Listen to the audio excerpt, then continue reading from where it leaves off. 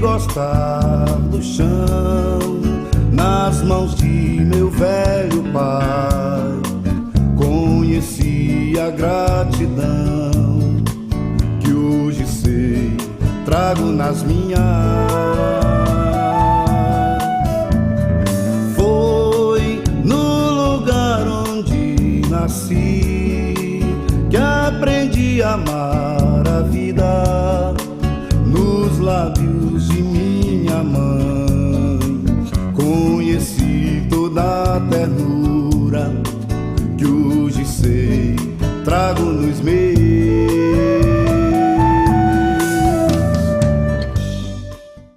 É uma tarde ensolarada do dia 30 de maio de 2009 e os moradores da comunidade de Boapaba, em Colatina, no norte do Espírito Santo, se preparam para mais uma atividade religiosa na igreja local, o maior e um dos mais antigos templos católicos da região. Fiéis de todo o distrito estão presentes a uma antiga tradição religiosa, a coroação da padroeira Nossa Senhora Imaculada Conceição.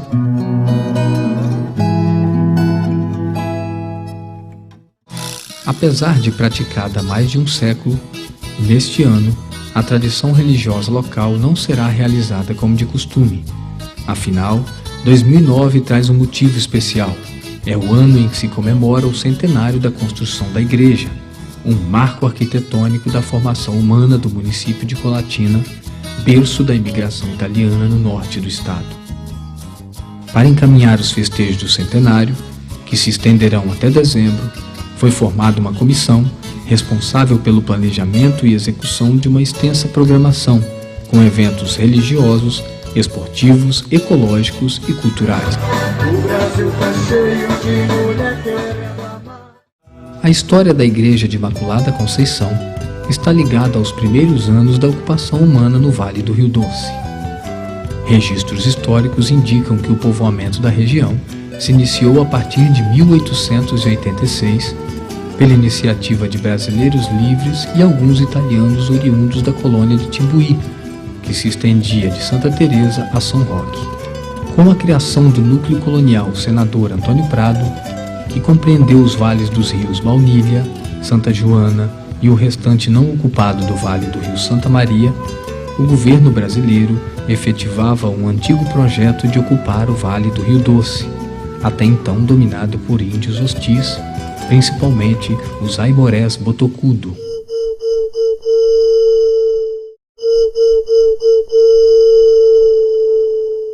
O primeiro grupo de imigrantes a colonizar a região de fato chegou no ano de 1888, sendo 153 italianos desembarcados do navio Adria, em Vitória, em 30 de setembro.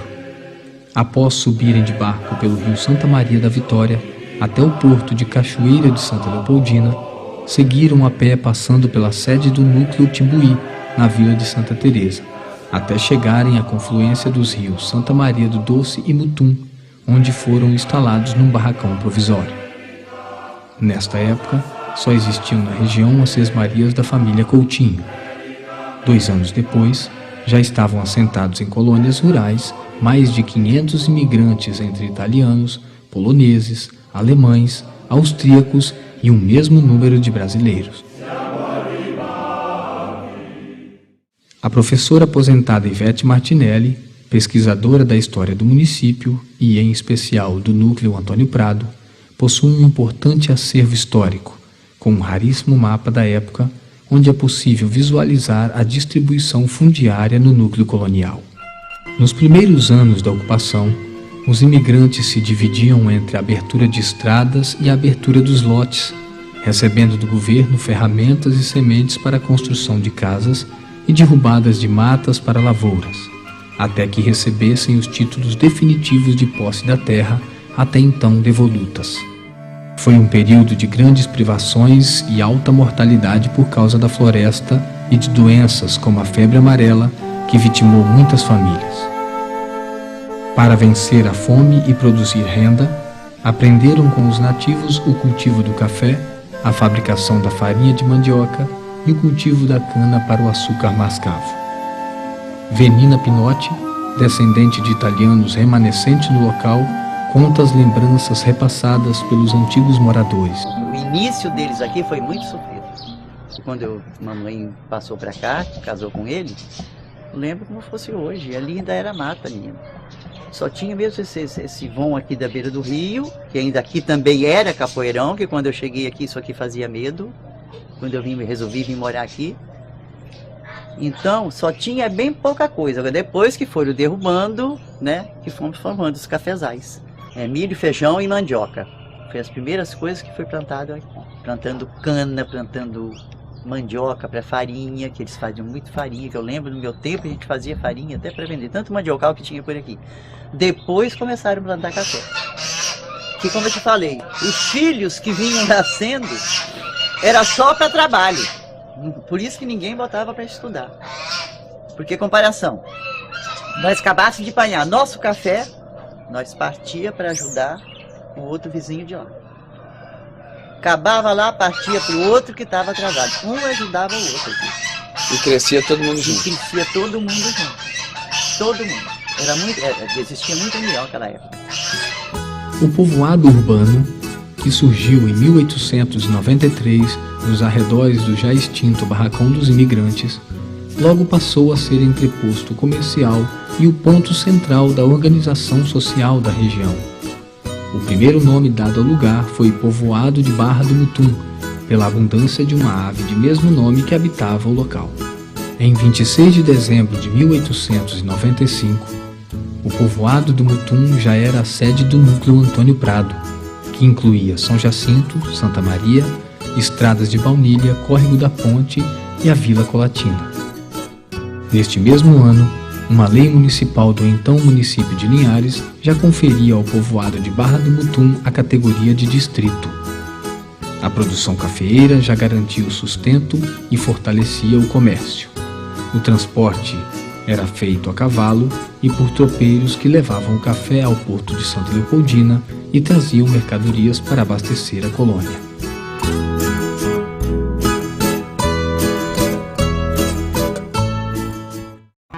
Dos primeiros anos do povoado de Mutum, restam a história oral, os antigos livros do cartório local e relatórios nos arquivos do governo. Segundo estes, em 1891, os imigrantes já tinham um cemitério e estariam prestes a construir a primeira capela. Por volta de 1900, vencidas as maiores privações, o local já tinha moinhos, cartório, correios, um banco, fábricas de cerveja e de móveis e até uma sociedade de italianos.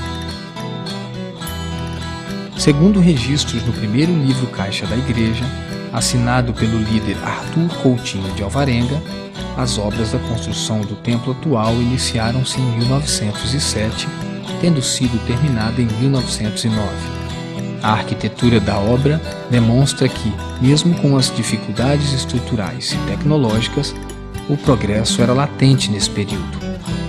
Moradores antigos contam que a primeira cobertura foi feita com zinco, o que era um luxo para os patrões da época, e o primeiro sino foi doado por um imigrante alemão da redondeza.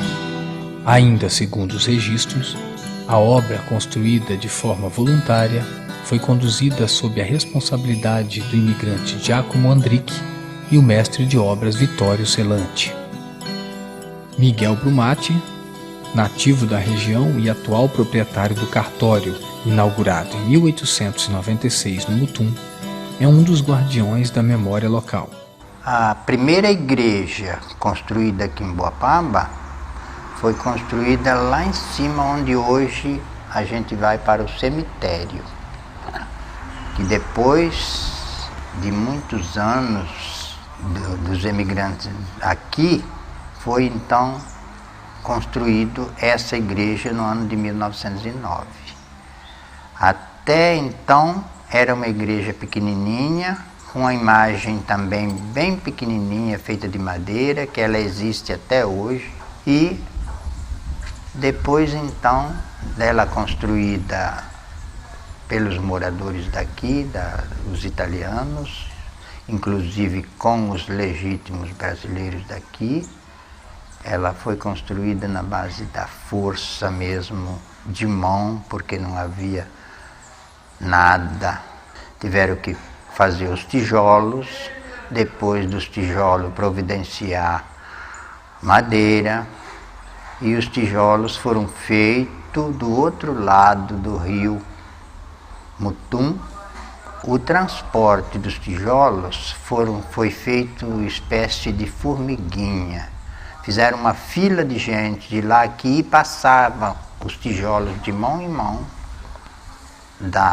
do lugar onde eles tinham sido fabricados até chegar na igreja.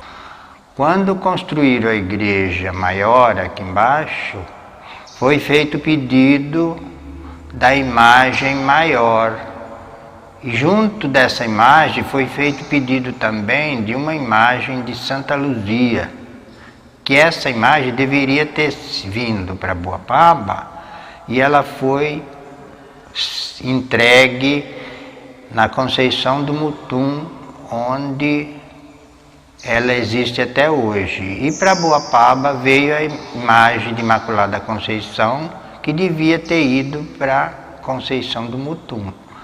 E por uma crença religiosa das pessoas na época, acreditaram que se a imagem foi para lá, era porque ela devia ficar lá. E não quiseram fazer a troca das imagens, onde permanece até hoje a igreja da Imaculada Conceição, aqui em Boapaba, que na época se chamava Barra do Mutum, e a imagem de Santa Luzia ficou na igreja de Santa Luzia, hoje considerado lá em Conceição do Mutum.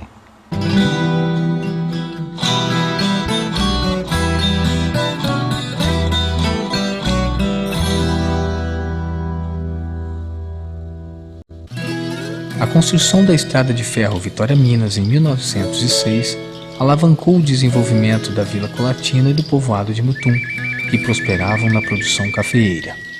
Altos e baixos na economia, após a Primeira Grande Guerra, causaram perdas de vidas e pobreza.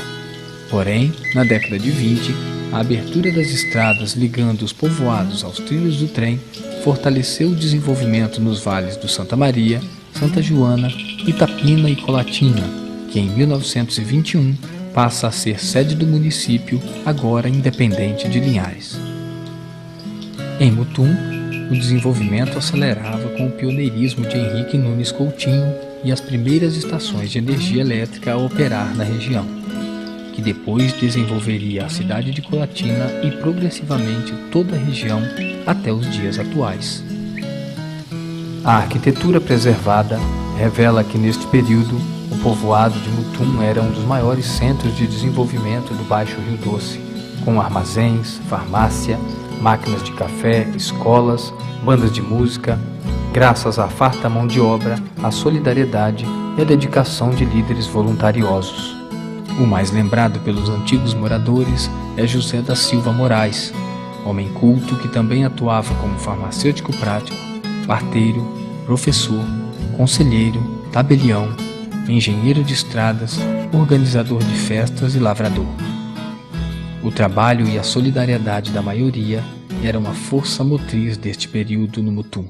Eu fiquei mais de 10 anos fazendo parte sem levar nenhum para o quarteirão. Eu fiz mais de 1.000 crianças aqui. Eu não cobrava nada, ia de bicicleta ou no final a cavalo também em alguns lugares, mas muito pouco. Mas essas Bonilha, São Pedro, São Pedrinho, São Miguel, e eu tudo fazia quase tudo de bicicleta.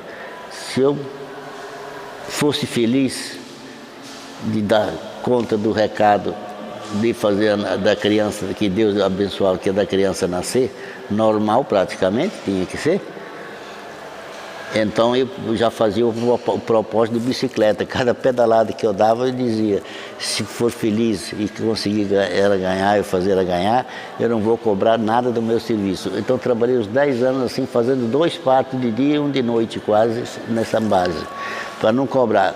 Estragava uma agulha, a agulha era de metal, então aquela agulha eu cobrava ela menos de 1 centavo. Um curativo de umbigo, então um parto custava uma agulha e um curativo de umbigo. Alguns amantes da história local deixaram registros valiosos para a posteridade. Em seu livro Memórias de Minha Vida, o colatinense José Ribon registrou a realidade dos tempos áureos do Mutum. Ele narra a solidariedade entre os colonos, os tempos de privações, o progresso alcançado nos primeiros anos do ciclo de ouro do café e a rica cultura do povo ítalo-brasileiro. As escolas eram acessíveis à maioria. O nível sociocultural era alto para os padrões da época. As festas religiosas eram as maiores da região e, aos domingos, todas as famílias se encontravam no Mutum para rezar e se divertir. Na paisagem, surgiam grandes sobrados inspirados na arquitetura da Itália antiga. A região prosperava com a produção cafeeira, destacando-se comerciantes italianos como os Preti, Giurisato, Ferrighetti, Pinotti, Rossi e o libanês Inácio Aum. Pedro, que é o meu bisavô, partiu da Itália no dia 8 de setembro de 1888. Chegou em Vitória. No dia seguinte, que era 1º de outubro, partiu de Vitória, da Porto de Vitória, para Santa Leopoldina. Tempo depois, o meu bisavô, com 7 filhos e a mulher, saíram pela mata, vieram para Santa Teresa e vieram parar em Mutum, na hospedaria do Prado, Antônio Prado. Ali é todos pequenos proprietários. Todos pequenos proprietários, de 20 ou 30 alqueires de terra cada. Escolhiam o café, secava e vendia para uns comerciantes de Mutum, Boa, né? E nasce João Giurisato, era o dono do comércio lá. Comprava café, tinha máquina de café. Agora Mutum, tudo aquilo era café. Você pensar era café ali naquele secador daquele pessoal ali, daqueles morros, tudo era café, né? Café mesmo. Eu me lembro, garoto com 8 anos, passava ali, era puro café. Era um movimento fabuloso. Era um bom movimento ali, rapaz. Era mais movimento que a Vila de Colatina? Sim, sem dúvida. Ali era um movimento que era melhor que Colatina. Colatina não era nada. Colatina era uma fazenda. Colatina era uma fazenda. O município tinha que ser lá. Pelo movimento, teria que ser lá o movimento. Então, era aquela área, né? Mas depois passou para aqui. Porque era a crise. Se não tenho certeza que fosse a crise, hoje seria muito maior o outro. Muitas famílias tradicionais na formação socioeconômica do Norte Capixaba iniciaram sua trajetória na região de Mutum.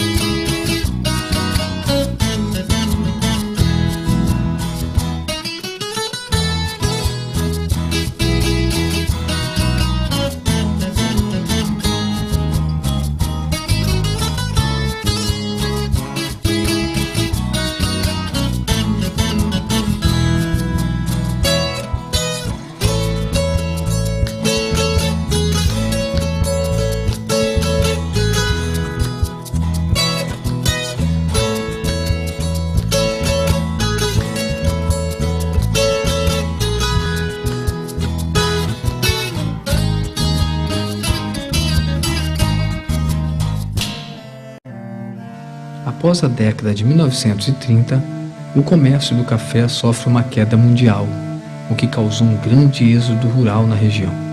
Muitas famílias migraram para as novas colônias ao norte do Rio Doce. Com a construção da ponte Florentino-Avidos, facilitando o acesso às terras novas do norte do Rio Doce e a um lucrativo ciclo madeireiro, agricultores e grandes comerciantes de café foram se estabelecer em Colatina e no norte. A crise do café não veio em 1920, foi mais em 1930, na época da Revolução de 30. Aí que veio a Revolução do Café, que o café foi a 50 contos de réis o saco, 50 contos de réis o saco. E com aquela situação, veio parar em R$ 8 o saco. Aí quebrou muita gente. Aonde o grande comerciante que existia naquela região era o Pinote, João Pinote. Também quebrou, porque é por causa do café, a crise do café. Nessa época da crise, o governo abriu as terras do interior, além do Rio Doce, para dentro. Nessa época, todos os produtores menores seguiram para o norte. Só ficaram no Mutum os comerciantes que se manteram ali. Mas todo o pessoal pequeno saíram em busca de coisas melhores. Que a terra que o governo fornecia 20 ok cada um. E aí o Mutum caiu, abandonou. Mas hoje foi muitos anos abandonado. Em 31 de dezembro de 1943, a Lei Estadual 15.177 muda o nome do distrito de Mutum para Boapaba. Na chegada dos italianos aqui nessa região, na época dos anos de 1890, deram um nome a esta vila de Barra do Mutum, por terem encontrado aqui as aves que eles davam o nome de Mutum. E até os anos de 1940, mais ou menos, permaneceu como Barra do Mutum, mudando depois para a Vila de Boapaba, devido ao programa de correios que levava cartas a lugares trocados por terem dois lugares com o mesmo nome, próximos um do outro, que era o Mutum também, na divisa do estado com Minas Gerais. A mudança do nome de Mutum para Boapaba, devido a eles conhecerem como o nome da fêmea da ave que se chamava Mutum. Então resolveram dar o nome de Vila de Boapaba. Somente na década de 1980, após o asfaltamento da rodovia, o povoado de Boapaba experimenta um novo panorama socioeconômico. O café volta a ser a base da economia familiar e as indústrias de cerâmica se fortalecem como uma nova força econômica. E apesar da degradação ambiental acentuada, oferece uma nova opção de trabalho e renda. Com a desvalorização do meio rural, os jovens passam a trabalhar no comércio da sede do município. A produção familiar sem mão de obra dá lugar a grandes pastagens, aumentando a desertificação da paisagem. Nos anos 90, a população volta a crescer na sede, aumentando problemas urbanos. É um tempo de mudança de valores e reconstrução social. E a casinha lá na beira da estrada. Nas últimas décadas, novas políticas públicas e a organização comunitária mudaram o panorama social do distrito de Boapaba. A localização estratégica e novos investimentos fazem do distrito o de maior qualidade de vida na região rural do município.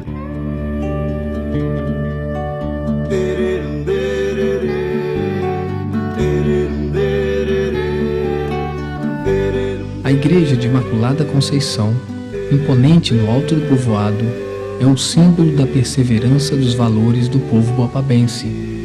Através dela, pode-se vislumbrar a própria história do distrito de Boapaba. Quantos laços matrimoniais foram jurados, quantos votos de paz foram desejados, quantas amizades e valores cristãos cultivados, quantas bênçãos alcançadas. Nas festas do centenário, gerações de novos, antigos e ex-moradores se encontram para relembrar e celebrar esta história. E a Igreja de Imaculada Conceição é a grande motivadora e o melhor cenário para celebrar.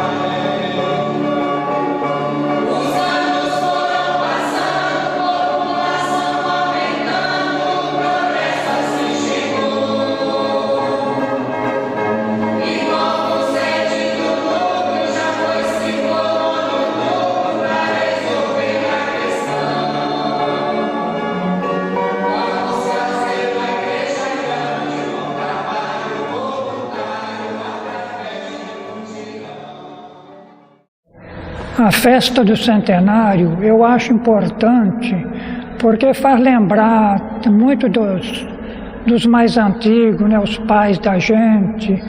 Eu principalmente que não cheguei a conhecer meu pai morreu no ano que eu nasci. Então as pessoas mais antigas, a gente sempre, os amigos antigos também, né, que a gente está sempre lembrando. Eu acho a festa importante porque faz lembrar muito isso aí. E é festa, sabe? É festa, né? É muito bom que a gente comemore por causa da igreja nesse tempo de 100 anos, né? Passar em branco seria até uma covardia a dizer. A igreja foi muito importante para o lugar, porque uma igreja, ela sempre é importante, né? Mesmo que ela não seja da religião católica, mas a igreja é muito importante, que é o caminho que a gente pode educar nossos filhos. Porque sem a igreja, nós estamos de mão atada para educar nossos filhos. Porque hoje a juventude dá pouca importância à igreja. Mas nós que somos mais velhos, eu não sou um antigo, mas que somos mais velhos, nós não abrimos mão do que nossos pais ensinaram para nós. Minha mãe, quando dava no domingo cedo, falava com os filhos dela, se pronta e vai na igreja. E nossa igreja sempre foi a igreja de Boapaba. Eu nasci e me criei, estou com essa idade, nessa igreja de Boapaba. Fui batizada nessa igreja, fiz a primeira comunhão. A minha primeira professora foi Dona Eutália. Aí casei em 56, casei nessa igreja em 56. Fui professora aqui no lugar, tive uma infância maravilhosa. O rio era um rio enorme, a gente brincava, tomava banho. E foi uma infância e uma adolescência maravilhosa aqui. Aí depois casei, mudei daqui. Agora eu soube dessa festa que eu vou fazer, que eu nem sabia da história da santa que tinha sido trocada, eu não sabia dessa história. Aí eu soube hoje, né, pelo documentário que falaram. Aí Então, eu sempre trabalhei aqui, eu soube dessa festa, fiz questão de vir. Recordar é viver, diz o próprio povo. Estamos recordando a história de 100 anos da construção desta igreja aqui em Boapaba. Como bispo diocesano, eu quero entrar nesta alegria e ressaltar a importância dessa celebração. É toda uma história que veio desde a imigração italiana, passando por dificuldades enormes, da construção lenta e progressiva desta comunidade, que foi como que a antecipação, a porta de entrada para a futura cidade de Colatina. Este é um momento muito importante. É preciso, como sempre digo, voltar às raízes, recuperar essa história bonita, para que a partir desta recordação não fiquemos no passado, mas projetemos o futuro ainda melhor, ainda mais feliz, ainda mais comprometido. A história de Boapaba se confunde praticamente com a história da fé daqueles que nos antecederam. Uma história que se concretizou na construção desta igreja bonita, símbolo da fé expressa pelos antepassados, continuada por longos anos e agora projetada para o futuro. Gostaria, como bispo diocesano, então, que este momento, agora também gravado num vídeo, se torne um passo importante de não esquecer o passado, mas revitalizar todos os aspectos, tanto religiosos como econômicos, como do trabalho no campo, das grandes famílias e tudo aquilo que fez a alegria aqui deste lugar. Que não se perca a memória construindo a memória, voltando para a memória, nós construiremos o futuro em bases mais sólidas. Atualmente, uma nova visão mais consciente tem motivado as pessoas de Boapaba a se unirem pela valorização de sua gente e pela preservação de suas raízes. O fortalecimento da produção familiar e a preservação do meio ambiente, do qual tanto depende a sobrevivência de toda esta terra, são prioridades para estes novos tempos. Nós fazemos a farinha desde a época do meu avô. Então nós levamos isso numa tradição.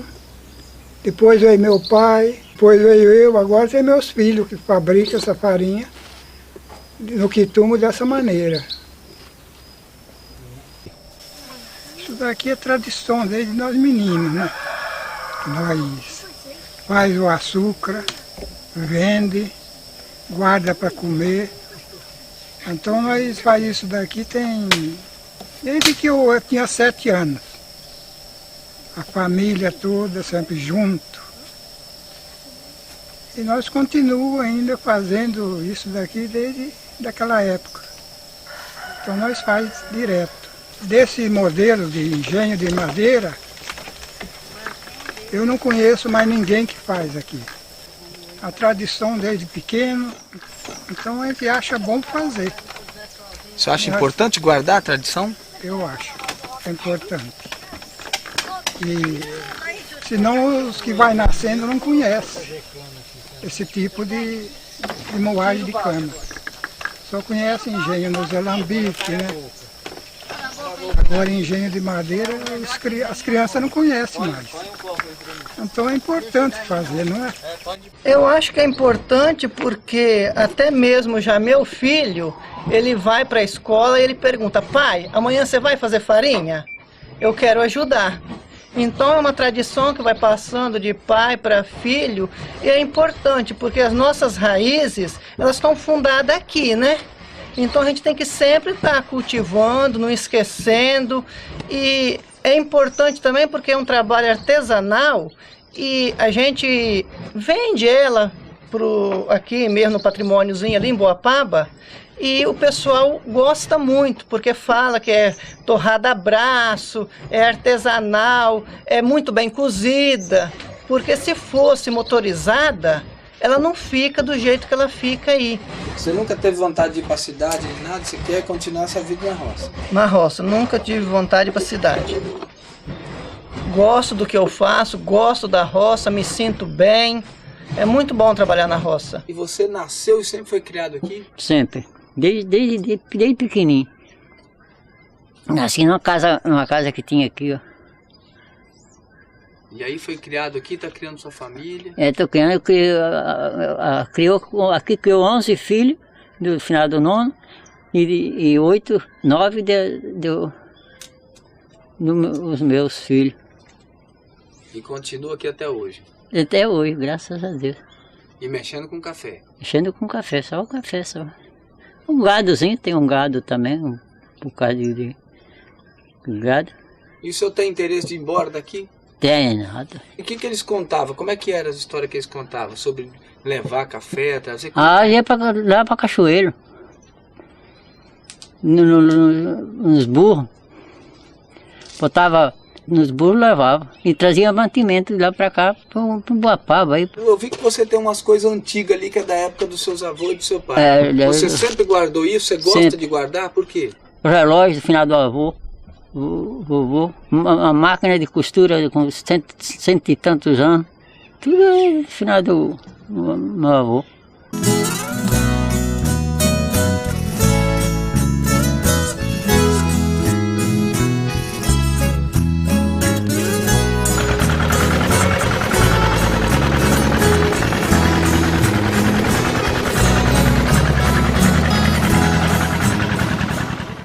Antigamente se fazia isso, porque era o único que tinha também, né?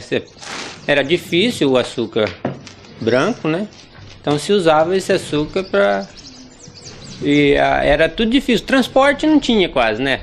O açúcar era feito em São Paulo, acredito eu, na época, né? No Nordeste, e aqui nessa região não tinha. E o açúcar branco ficava caro por causa do transporte, né? Dinheiro ninguém tinha, né? Então fazia o açúcar, cada das famílias fazia. O papai, eu lembro que tinha o canavial e os vizinhos faziam o açúcar meio com a gente, né?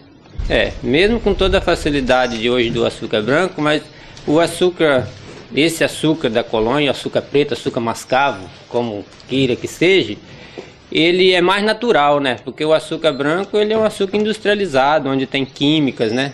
E hoje é até um mercado que está crescendo do açúcar mascavo. Hoje tem muita gente procurando exatamente por causa da saúde mesmo, né? Que é um produto natural. Ainda além da tradição, né? Tem a renda.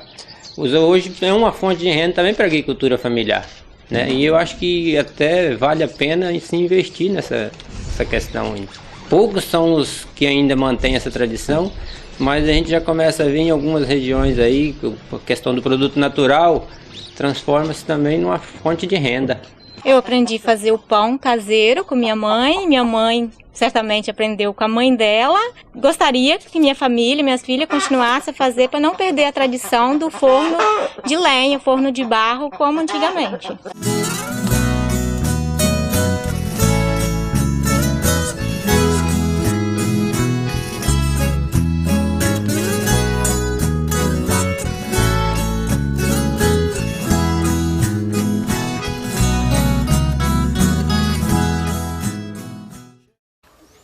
Eu não derrubo essa casa aí de forma nenhuma, só devido a essa frente aí. Você não está vendo, ó, que volta e meia eu passo esse cremate aqui e vou passar ainda. Cremate aqui, você vai ver, daqui uns tempos eu vou tornar a passar cremate nessa casa aí e deixo a numeração dela lá. Até que existir eu, meus filhos, vivo, vai ficar boa paba, com o menos. Principalmente uma casa antiga. Eu fui para Vitória, então quando cheguei lá numa loja, depois que eu vim do convento, então eu fui lá na loja e comprei ele, 700 cruzeiros, de relógio. E até hoje você tem ele? Até hoje tenho ele. E você não quer trocar por um novo, não? Não troco não, porque eu vou deixar para os meus filhos uma lembrança. Ó, papai não existe mais aqui em Boa Paba, junto com a gente, mas tem o relógio do meu pai. Eles falam, ó, minhas netas falam, ó o relógio do vovô. Tem 3 netos, olha lá. E você acha que é importante deixar lembrança da família? É vantagem. É vantagem. Por quê? Por conta que sempre dá lembra do vovô. Olha lá, o relógio do vovô tá aí, ó. Legal. Nunca se tem que se perder o que é antigo para lembrar para os netos, bisnetos, que vai ficar para trás. É a história da família, né? Para a história da família.